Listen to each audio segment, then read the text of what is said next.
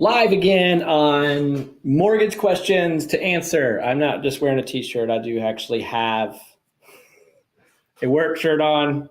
It's a work shirt, but it looks like a t-shirt when I'm sitting right here. So anyway, I hear all the time, online people talking about the crash and what's going on and when they should buy a house, trying to think about it. Is it worth it?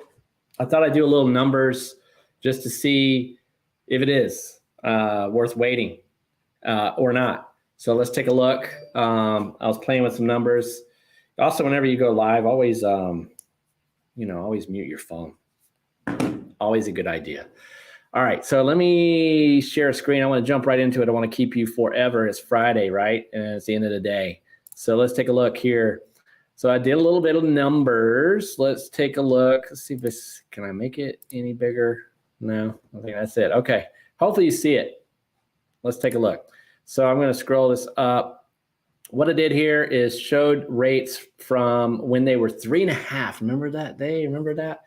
When they were 3.5, 4.5, they're at 5.5 roughly now, and they're heading to 6.5. That's where they're on their way.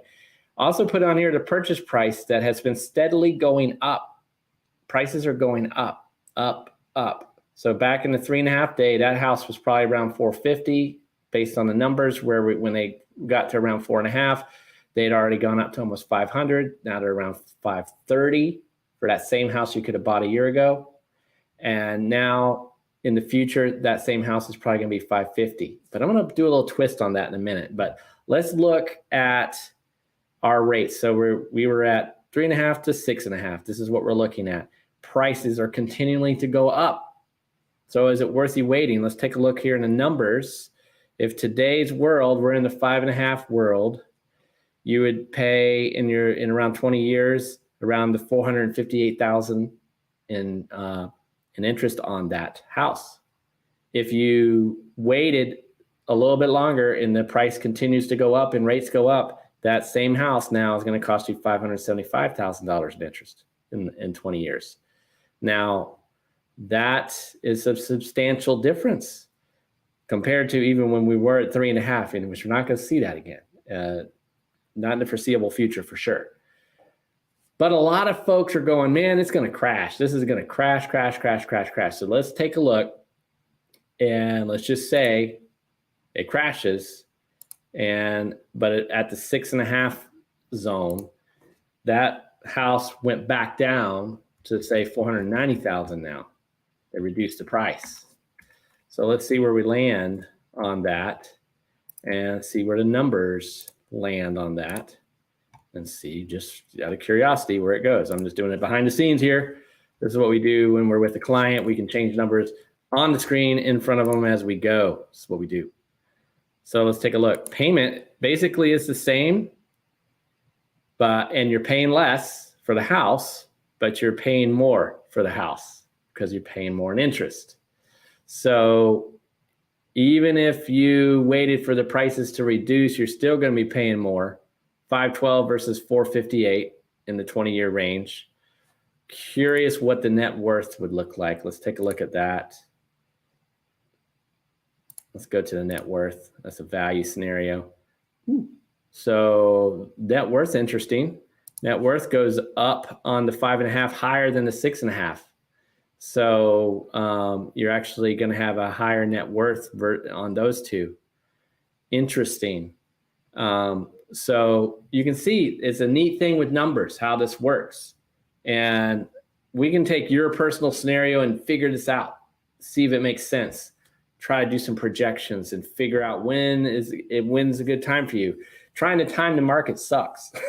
Just to be honest, it's tough to time the market. But to kind of get a feel for what's going on, a lot of folks are wondering that I'm seeing, all out there, see all the online stuff. Everybody's wondering what's going on. Everybody's trying to predict. Everybody's predicting big price changes. It has to go down. They have to go down. The data shows in the previous to 2008, when you go into recessions, you still get values that are strong with some shift in interest rates. So we will see how this goes. But the bottom line is, I will tell you this, the bottom line is real estate always goes up in the long play. even if, let's say, you bought a house before the 2008 crash, you're fine now, for sure.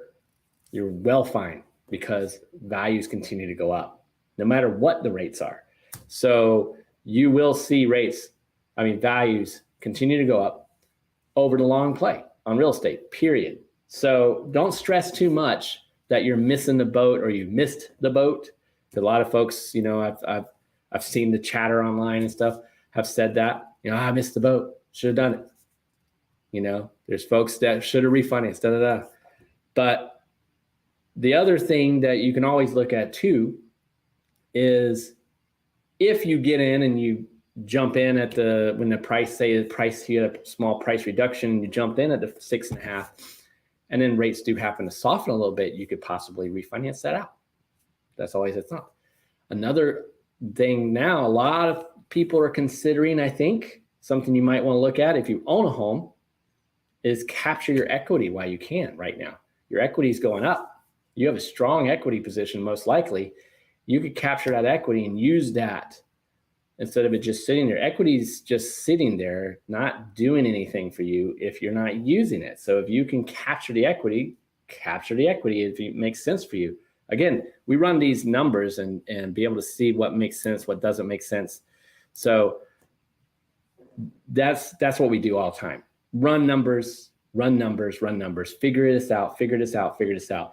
It's fun actually to kind of look at your scenario and say, okay, where am I at? What could I buy? What could I do? So if you own a home, what's my equity position? How much can I capture? What could I do with that? Where could I reposition that? Or you could look at, I want to buy a house. When do I want to buy a house? Should I try to time the market? No. But you can look at your scenario and see what makes sense. And we can also run projections. It's fun, man. It's fun. So hit me up if you want to do this, because we'll sit there and we'll plug numbers and figure out your scenario and see where you're at. Because it's a crazy time right now. We've seen rates spike up fast. This is really, really, really, really fast. They've been spiking. They're going to continue to go up. That's just what they're going to do. So I wanted to show you a little bit about what it looks like in the future, just right around the corner. And the values are probably going to continue to go up during that, just like in that first scenario I showed you. But I wanted to show you, hey, let's say if it went down, where would it land? Say if we go to 7.5 and values go down, where do we land? Let's look at it. Let's curious. Let's take a quick look. I was going to let you go really fast, but hang with me for a second if you want. Or if you're watching this later, just fast forward while I do this real quick. We're going to drop the price again on this one. So we drop that price down. We changed it to 7.5 rate. Rates going up.